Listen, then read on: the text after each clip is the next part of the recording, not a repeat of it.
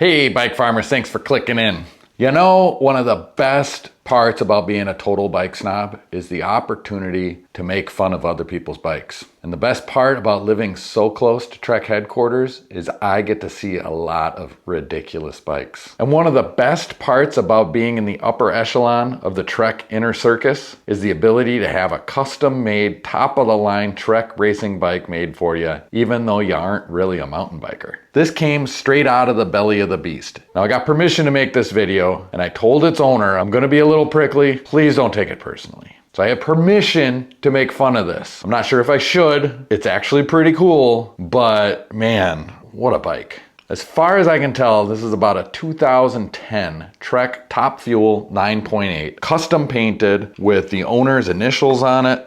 It looks like it's custom spec'd. This is fancy pants bike stuff, but 15 years old. It never ceases to amaze me how obsolete these bikes have become in such a short period of time. The advancement of mountain bike technology, the curve is so steep. These bikes are amazing. I mean, this is all carbon fiber. I'm sure it just flies through the trails, but compared to modern bikes, it's slow. It's a pig. It's 26-inch wheels. I mean, it's got disc brakes on it. It's got a lockout fork, but this is before dropper posts. It's still got a triple chainring on it. I mean, what a difference 15 years have made. Anyway, it was brought in here because life has changed. She's no longer with Trek. She's moved on, and they're just looking for a couple of bikes to keep up north at the cabin, and they thought that this would be a good bar bike. Anyway, it kind of broke my brain a little bit because I'm like, well, you'd probably be better off just buying something used from me than fixing this one up. But really, the bike's in pretty good shape. It's mostly just dirty, but the brakes need bleeding. So we're gonna bleed brakes again. These are old Avid Juicy 7 brakes, and these take DOT fluid, DOT 5.1 fluid. I think I've got some. I think I've got the kit to bleed these brakes. I think I might even have pads for them. I'm not sure yet. We're about to find out. So again, you kick back and relax and watch me struggle.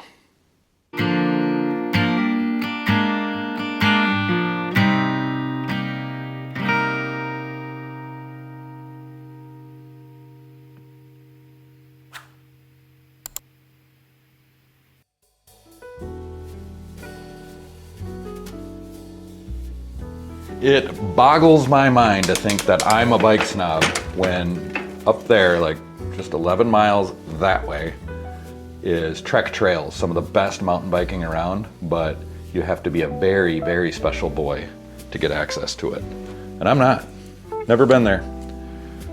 Oh, hey, look at that. This is like through axle or something 15 years ago. You know what I mean? Like, this is just when they were figuring this stuff out. Okay, so there's like there's some quick release action going on. I have no idea how to get this wheel off. There appears to be a cam actuated skewer lever involved here for some reason. Okay. Never seen anything like this before. Alright, so.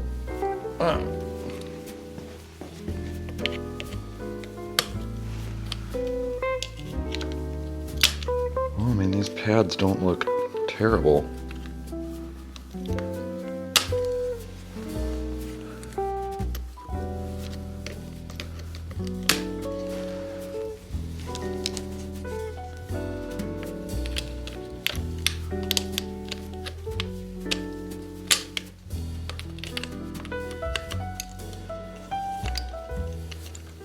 You just don't know how they come out. And the best part about having the #1 bike YouTube channel on earth is it's not a how-to, it's a watch me struggle. Should be watch me break shit. Huh. So this has gotta come out somehow, right? I mean, it's just gotta.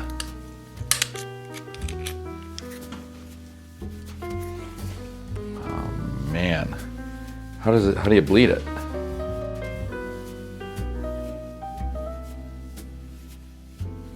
Okay, I looked it up on YouTube, and there's an account called Bike Teacher, and he admitted that when he was dumb like me, he would just rip these out and bend them and screw everything up. So I'm glad I didn't do that.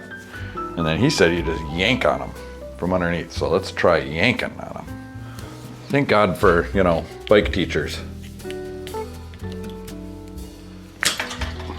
Yank. Yeah, so you just force it. When in doubt, force it out. I just made that up. I mean, I don't need to replace these pads, but I will. Why not? I have them. I have replacement pads. Actually, no, I'm not gonna. I just looked and like the replacement pads just don't have a whole lot more going on. So these are just fine. Okay, I got a couple of syringes here. I got a kit for dot fluid brakes. We're gonna put a little in here. Looks pretty good. And then pinch it off. A little in here. And then pinch it off. Okay, here on the lever, I already removed the little screw here just to make sure that I got the right thing. But I'm gonna take I'm watching a video. I don't know who, SRAM Tech, because I really have no idea what I'm doing. I don't wanna screw this up. I don't wanna have to do it 14 times. But anyway, this guy goes in there like that, okay? And then they said get a toe strap or something, and I'm gonna close the lever. So how about this?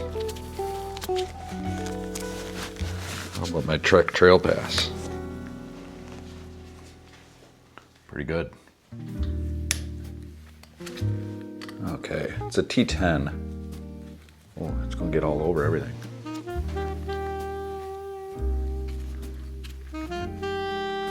This is why we take the pads out, you know, just because everything gets all over everything.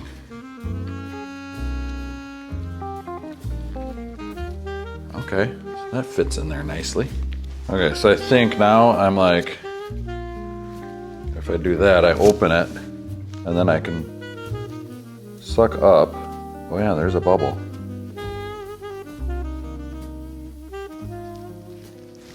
You don't want to do too much. I'm going to push down a little bit. We're just kind of bleeding the caliper, I guess. And then close that off. Okay, so now I guess closing this lever made it so it was a closed system and we can get the air out of the caliper. So now we do this. And we'll put this one up. We're going to open this bad boy. And then I'm opening up the back one too. Hold on. And now I'm going to push down on the caliper plunger and pull up, and we're going to suck all the air out of the hose. Here it comes. Oh, it's going really well here, folks. Okay, we don't want to introduce air. We're just going to kind of go back and forth for a minute.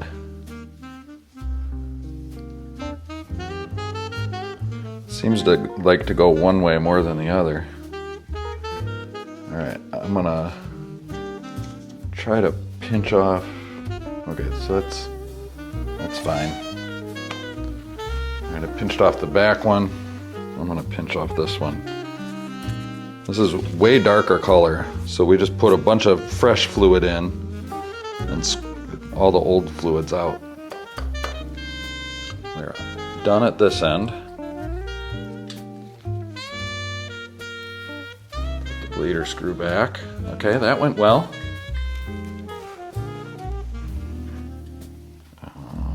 Oh, you know what I didn't do is I didn't push my Mama Jammas back in. Okay, I just put in a bleed block, finally. Bleed block.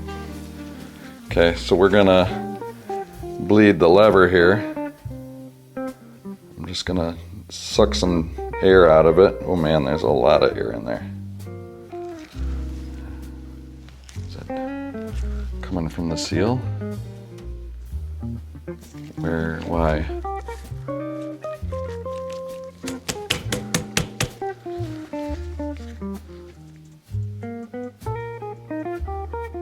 Where's all that air coming from?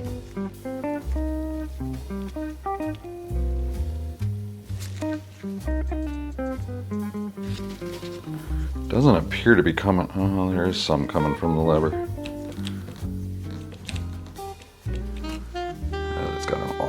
to it. Well, it's good enough for me. Oh, dropped a wrench.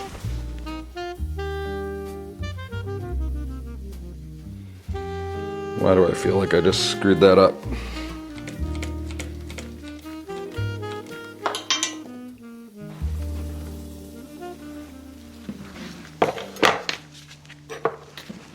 I don't know what just happened.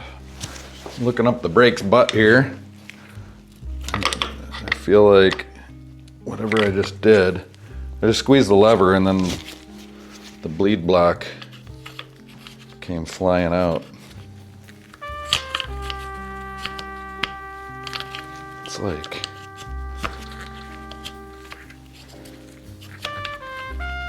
how does this even work? This has got to be painful for people that do this all the time to be watching this.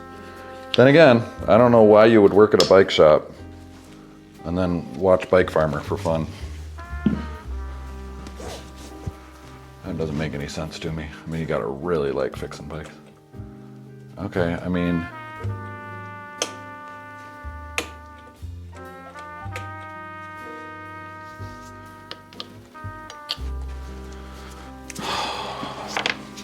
put these pads back in there.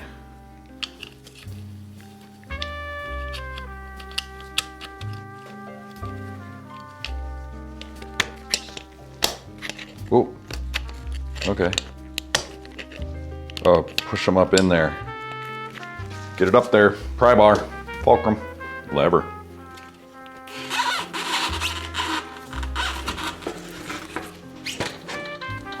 Okay. Get the wheel back up in its happy home.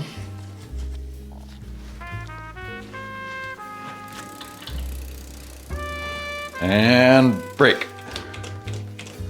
Nope. Still inactive. No, that didn't work. Try again. God damn it. I just want everybody to take a moment and fully understand that what you're looking at here is a bicycle. You know, that little toy that you jumped on as a kid and got to experience that sensation of flight for the first time in your life. The two-wheeled object that's so simple and basic, the most efficient form of self-propelled transportation on Earth ever conceived by man.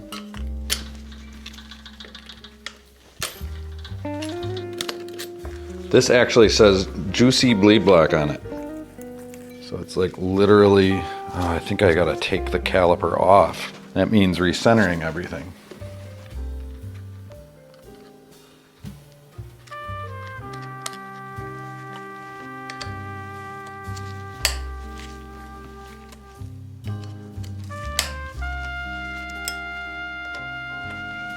Can I cheat?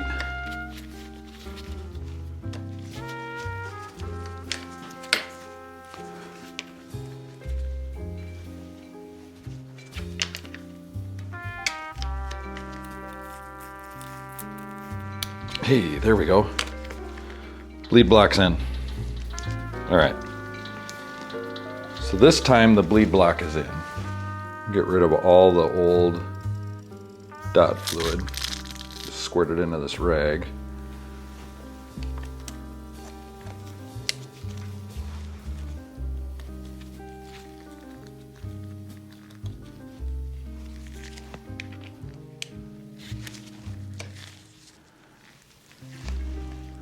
All right, caliper's in. All right, back onto the lever.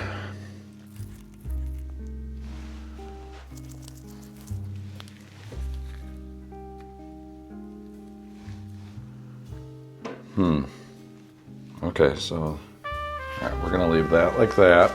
I'm gonna squeeze this down. All right, bleeding the caliper. It said, okay, you push in and then suck out. And then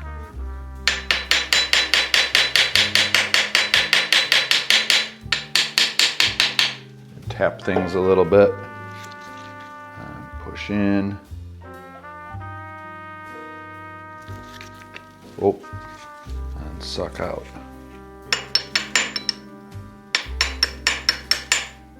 You just don't want to suck past the seals. Push in, suck out. All right, and then we're gonna close that. Then we'll let the lever out. It did say to have this turned all the way out, left. Push the plunger with all that fresh juice all the way through the whole system. I'm gonna pull up on this one to kind of help. It's not doing nothing. Why ain't it doing nothing? It's not sucking any fluid through. Oh, there we go. Not doing very much. Come on. It's really just not sucking any fluid. All right, well, we're gonna pinch that off. All right, and the back's pinched off, and now we're done with the back. All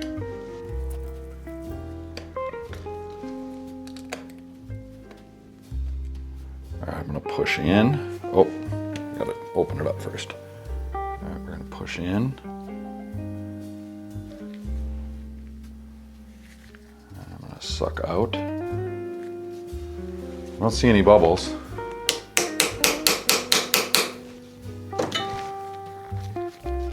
And that's like totally tight.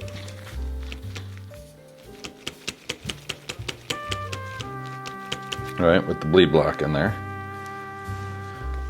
Hopefully it was just that I forgot the bleed block. Okay.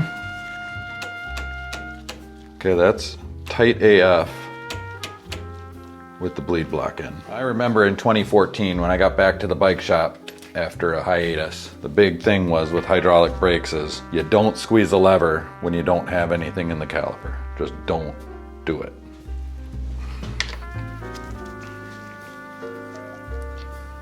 All right, just kind of finger tightening that. Get the brake pad situated.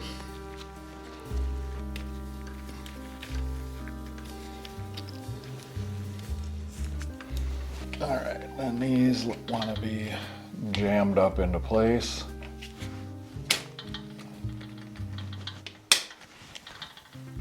Okay. Stupid wheel again.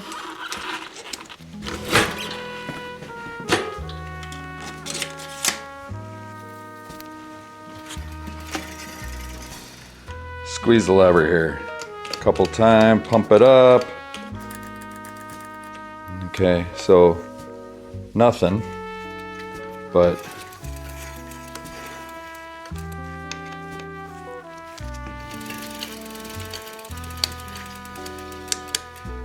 we're gonna try that little adjuster on the lever. See what that does.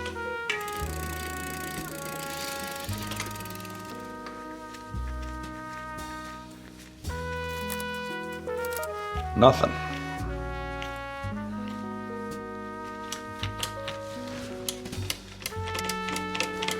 What am I doing wrong? I mean, that one's still got some pull.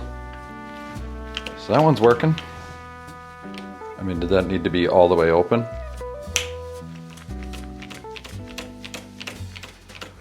I have no idea, guys.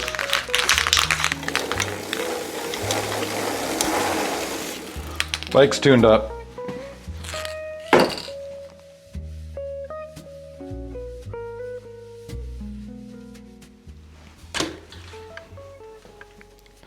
Came down in the shop this morning to make a video. I was gonna have a little bit of fun with this, oh, it's WSD, Weapons of Stupid Destruction. Women specific design. So this is women specific too. So it's extra special for a very special boy. You know?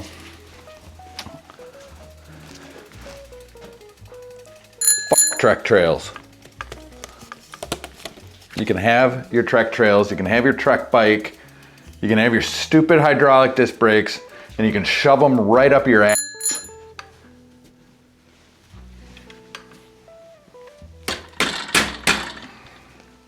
I don't like losing. One of the most satisfying things in my life is a mechanical win. And one of the most frustrating, dumbest, most ridiculous, thing that fills my cold, dark heart with rage, disappointment, dissatisfaction. I lose all faith in humanity. Hydraulic disc brakes. Especially these old ones. You know, the bike rolled in, I saw it, and immediately I'm like, I don't want the headache. I don't want the trouble. This might be the first time you see me actually get honestly mad at a bike, at a situation, and I'm giving up, okay? Customer brings this to me, and I was like, this is a bad idea. This is my personal opinion. Customer's always right. If this is what you want, we shall move forward. But this whole thing from day one was a bad idea. And now I'm stuck with it. I don't want any part of it. I'm not an enabler. I'm not gonna enable your stupid bike projects. I'm gonna say no. I'm not gonna enable you thinking that your bikes are worth more than they are. I'm not gonna enable you spending more money on bikes because you think lighter is gonna be faster and make you a better person or whatever. I'm just not gonna enable that sort of thing. I'm not gonna enable new product development and design and all of this for no reason at all. I saw a little video the other day, mountain biking back in the day, and it was guys getting after it and doing stupid wheelies and stuff on old mountain bikes. I don't even know if they had shocks on them yet. And they were just having a blast in the woods on bikes. And then it switched to modern mountain biking. And it's these guys on these motorcycles without engines, flying down the trails boom, boom, boom, jumping, flipping, just sheer insanity. I mean, it looked like fun if you're into that sort of thing. You know, the only times I've gone mountain biking has just been a lot of pedaling uphill very slowly and pain in my chest. And then to be scared to fucking death riding down. It's just not fun. I'm not into it. Track 1, Bike Farmer 0. Wife wants me to go to Costco and get some, oh man, what are they even? They're these spinach wrap things. She mentioned it and I got a little physically ill and threw up in my mouth a little bit. She's got book club tonight and I'm a good partner and I love her to death. She hates bikes. She doesn't hate bikes. But yesterday she was like, I got a good video idea for you, Mr. Bike Farmer. It should be my wife hates bikes. And then I could roast her bikes and then we'll go on a bike ride and fight the whole time. Today might be the day, is what I'm saying. And go to Costco and get these stupid, gross seaweed bullshit, food that food eats for her book club. So I'm gonna go do that instead. I'm gonna go to Costco, take care of my family, and then I'm gonna go play a round of golf, which is gonna be fun, god damn it.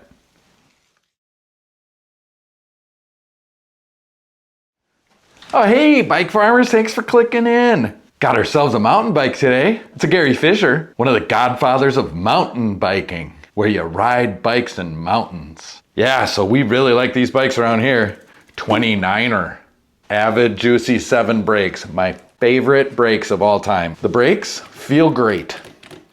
And you got a triple chain ring here. The chain is super dry, so I'd say it needs a tune-up. This customer brought this bike in and said, you know, I've kind of moved on from mountain biking, I think, but I've got this place up north and it's just a short little bike ride to the tavern, so I thought this would be a good bar bike. And I was like, you know what? You're exactly right. Oh, it's dusty. Should probably clean it. So I said, for $100, I'll dust off your bike and lube your chain. And the customer was like, only $100? I'm in. So that's what I'm gonna do today. I'm gonna lube the chain and dust off the bike. Sit back, relax, and enjoy the show.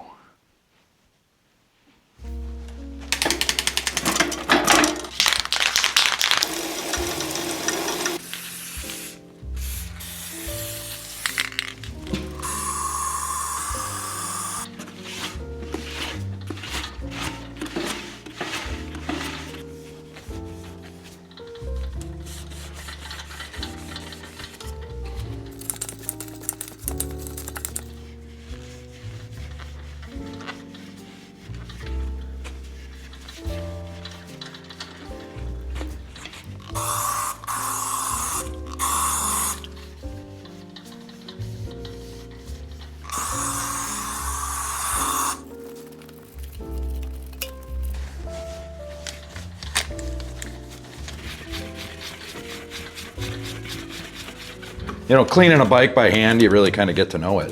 But this is like a Gore-Tex cable, so it doesn't need lube. The front one's all frayed up here, but looks like it is also coated. You know, sometimes these cables are coated with Gore-Tex or something. So I don't have to lube cables. I'm guessing it shifts just fine. Cable's loose. Turn the barrel adjuster out a little bit.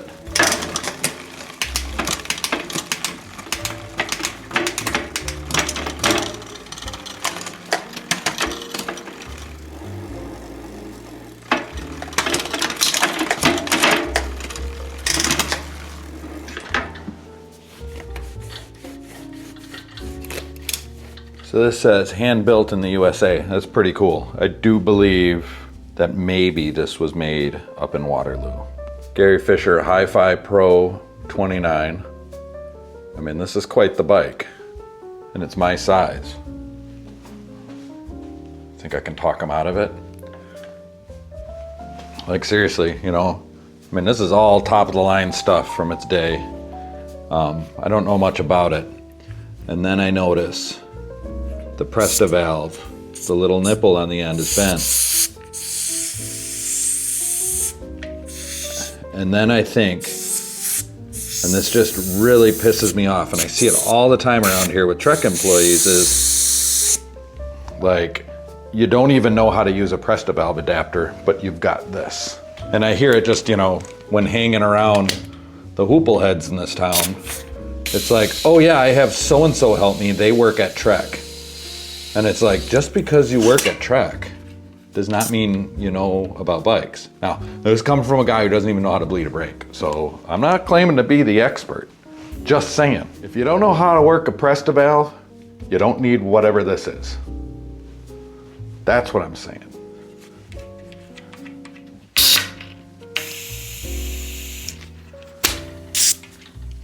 So if you haven't guessed, this is the husband's bike.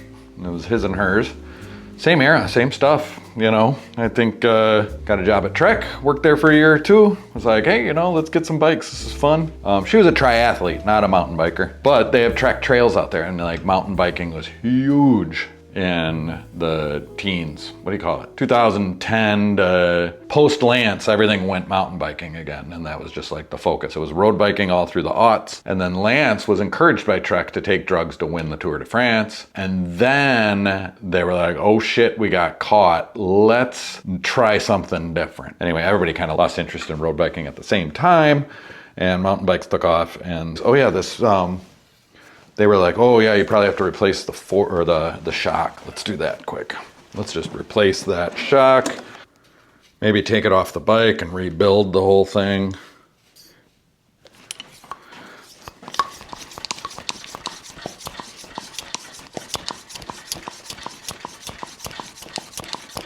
Maximizing performance. Extra large bike, heavier rider.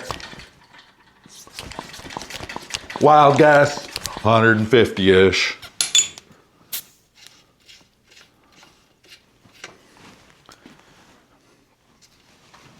Why would anybody bring their bikes to me? I'm gonna put a sign out front that says, no race bikes. Maybe just tattoo it on my forehead. You're not a racer. How about e-race bikes? Let's just e-race bikes. Am I in the wrong business? Let me know in the comments. Click like if you're still watching. Just do it, because if you're still watching, it means you kind of like it. Subscribe if you haven't. Click a super thanks. Send me some taco money. It is time for second breakfast, and I never have tacos for second breakfast. Join the channel as a monthly sustaining member. That kind of ensures that I've got a little bit of money coming every month. It adds up. That's how a lot of creators get by doing what they love to do, which is fixing bikes.